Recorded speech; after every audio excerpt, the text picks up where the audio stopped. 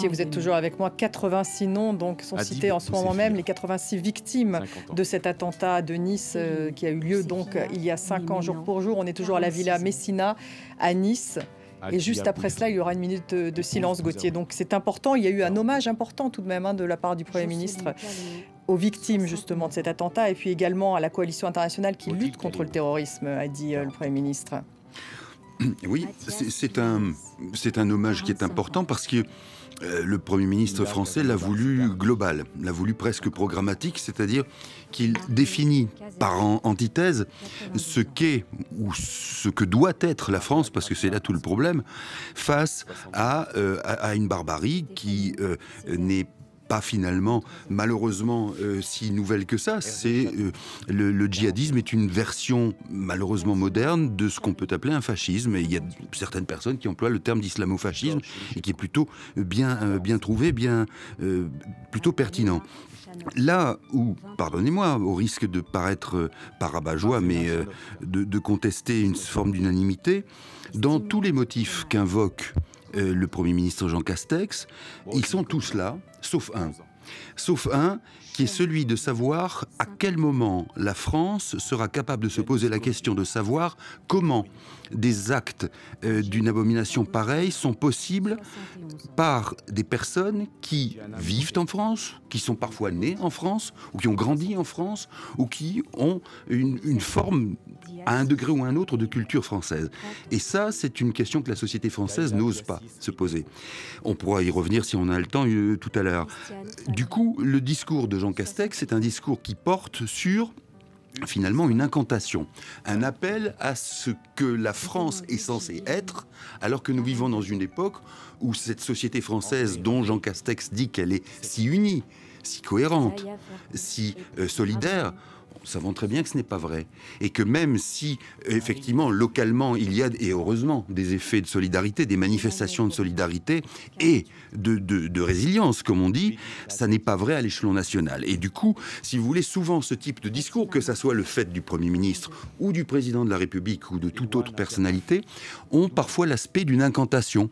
Alors on parle de ce qui compte en France, c'est vrai, les valeurs républicaines, mais la République ne cédera à rien. La République ne cédera à rien. Elle est visée mais pas abattue. Elle est visée mais pas abattue. Elle travaille à l'extérieur en version militaire pour combattre le terrorisme.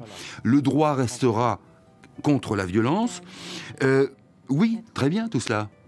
Est-ce que c'est partagé par la majorité des Français ? Nous n'en savons rien, à vrai dire.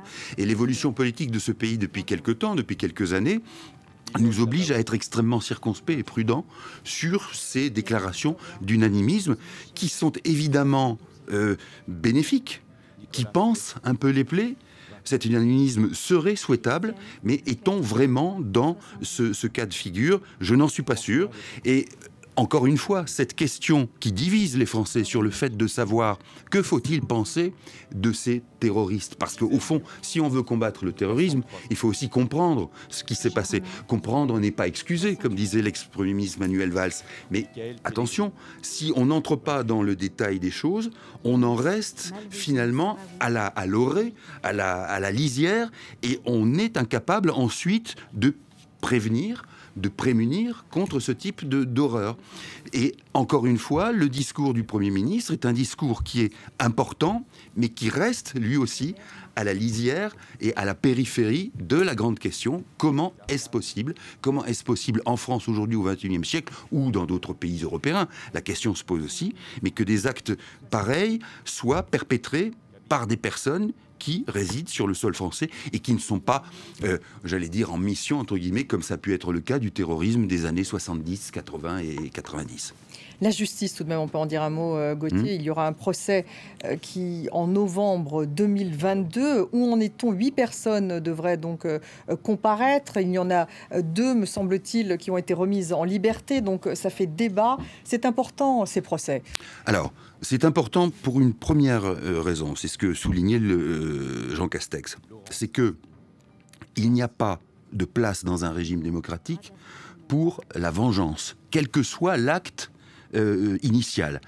Ça veut dire que la justice doit passer en sachant une chose, et la plupart des djihadistes le savent. C'est tellement vrai que certains qui ont combattu sur les théâtres irako-syriens préfèrent être jugés en France parce qu'ils savent qu'ils ne sont pas menacés par la peine de mort. Ils ne risquent pas la peine de mort.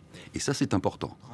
Eh bien, force doit rester au droit, c'est-à-dire à la capacité d'une société de juger les choses les plus horribles, les plus odieuses, sans qu'il y ait d'idée de vengeance. Et c'est parfois insoutenable, il faut bien le dire, pour ceux qui ont vécu ça, pour ceux qui ont connu des morts, pour ceux qui sont proches de vies fracassées. On a envie de vengeance. Mais le droit reste au droit. Et c'est là la supériorité par rapport, évidemment, à la soldatesque de cette barbarie djihadiste. Donc ça, c'est important de le souligner.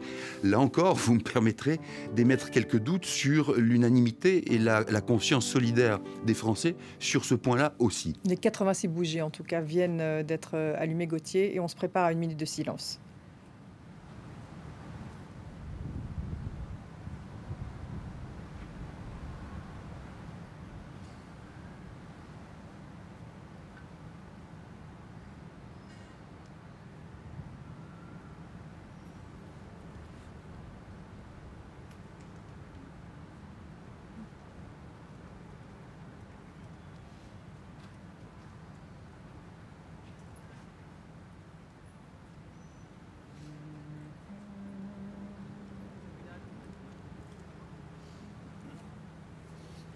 Allons enfants de la patrie, le jour de gloire est arrivé. Contre nous de la tyrannie, l'étendard sanglant élevé, l'étendard sanglant élevé. Entendez-vous dans les campagnes, mugir ces féroces soldats. Ils viennent jusque dans nos bras, égorger nos fils, nos compagnes. Aux hommes citoyens, formez nos bataillons.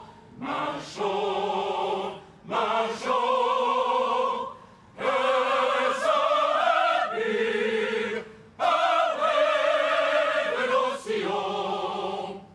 Aux hommes citoyens, formez vos bataillons. Marchons, marchons, que sans l'avenir, après de nos sillons.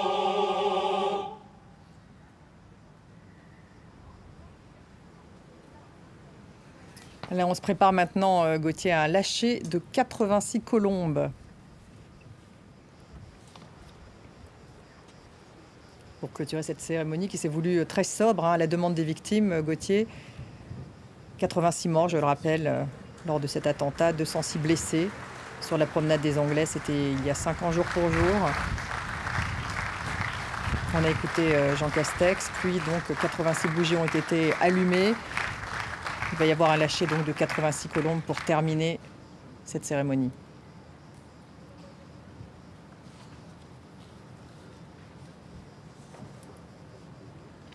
En attendant ces colombes, Gauthier, peut-être un mot sur les victimes, cette impossibilité, cette difficulté de faire son deuil.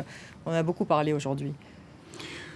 Oui, on en a beaucoup parlé parce que c'est quelque chose qui, au fond, dans des pays occidentaux, des pays qui n'ont pas connu la guerre depuis longtemps, il y a heureusement une sorte de, j'allais dire d'acclimatation, non, le mot est mal choisi, mais de jouissance de la paix, et qu'on est d'autant plus surpris quand quelque chose d'aussi effroyable survient.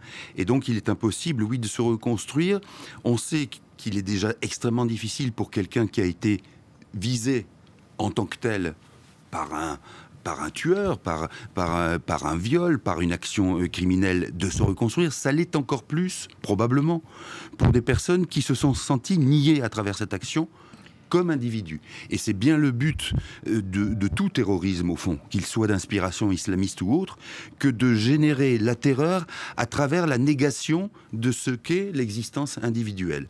Et la difficulté, donc, pour ceux qui ont survécu, c'est précisément de retrouver à leurs propres yeux une importance, de ne plus se sentir prisonniers dans la masse et d'avoir finalement une existence autonome vis-à-vis des autres et aussi vis-à-vis de ses propres terreurs, des terreurs et des peurs que l'on conçoit et qui sont engendrées par ce genre de traumatisme. Voilà, Jean Castex, Christian Estrosi, Éric Dupond-Moretti, avec des victimes, se rendent maintenant, quittent la Villa Masséna et se rendent au mémorial des victimes.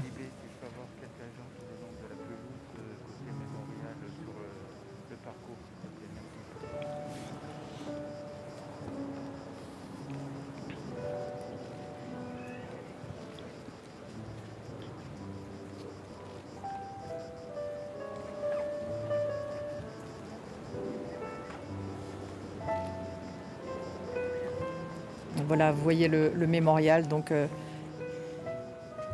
mémorial des 86 victimes. Il va y avoir un dépôt de roses blanches devant le mémorial, puis le lâcher de colombes.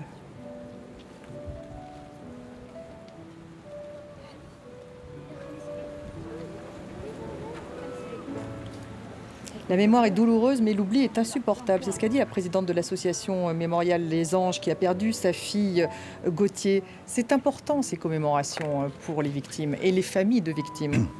Évidemment, c'est le moyen de constater que, d'abord que justement la négation de l'être cher qui a conduit à sa perte n'est pas quelque chose de marqué dans le marbre, et que précisément des gens se souviennent de ce qu'a été l'existence de cet individu. C'est important aussi pour le souvenir parce que... Oui, colombes, le lâcher des 86 colombes, Gauthier. Oui, parce qu'on a le sentiment aussi que quand on vit des séries, et c'est ce qu'a connu la France à cette époque-là, dans les années 2015, 2016 et suivantes, quand on vit une série aussi traumatisante, on a tendance aussi, et c'est humain, à vouloir non pas oublier, mais à tourner la page. Or, au fond, ce qui s'est passé là avec le terrorisme d'inspiration islamiste est aussi important pour les individus que pour la vie d'une nation. C'est ce que rappelait Jean Castex en disant qu'il y avait à travers ces actes terroristes la volonté finalement de viser quelque chose qui est en parfaite opposition avec ce que représente le terrorisme. De là à dire, comme l'a fait le Premier ministre, que l'auteur des faits était en parfaite conscience de ce qu'il accomplissait en visant Nice, ça me semble peut-être un peu excessif. Il se trouve malheureusement tout simplement qu'il habitait la région.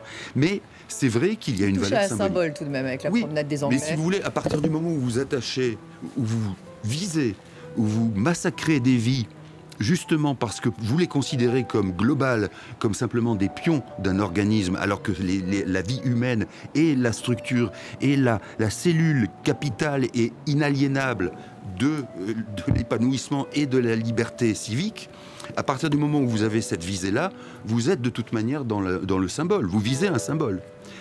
Ne pas viser un symbole, c'est par exemple avoir comme objectif quelqu'un pour une raison précise, même si évidemment le meurtre est abominable, est à bannir. Mais là, c'est ça, c'est cette dimension absolument... C'est Éric Dupond-Moretti, le garde des Sceaux, qui vient de proposer... Garde des Sceaux d'ailleurs, qui était, si je ne m'abuse, qui était à Nice à l'époque, en 2016, le soir de la fête du 14 juillet, et qui avait été finalement aux premières loges, si j'ose dire, à la fois de l'attentat et aussi des secours qui avaient été organisés et développés, et qui avait pu aussi s'entretenir avec un certain nombre de Niçois, notamment des restaurateurs, ceux qui étaient aussi sur la promenade des Anglais, et de voir un peu comment le sentiment avait été dans la réflexion, dans la leçon qu'il fallait tirer de ces actes. On a eu, je l'évoque simplement en quelques secondes, il y a tout un débat encore en France qui accourt sur le fait de savoir si il est nécessaire, indispensable, s'il faut exhorter par exemple les musulmans à se confondre en excuses pour les actes qui sont commis en leur nom. C'est une question qui peut donner à réflexion, qui est compliquée, qui d'un côté essentialise les musulmans, mais de l'autre aussi peut les déresponsabiliser. En tout cas, ce débat, c'est aussi à partir, malheureusement, de l'attentat de Nice qu'il a démarré. Voilà, c'est la fin de cette cérémonie. Donc cette cérémonie en hommage aux victimes de l'attentat de Nice, 86 morts, 86 colombes qui ont été lâchées dans le ciel. Merci Gauthier, merci à vous de nous avoir suivis et vous restez avec nous sur France 24.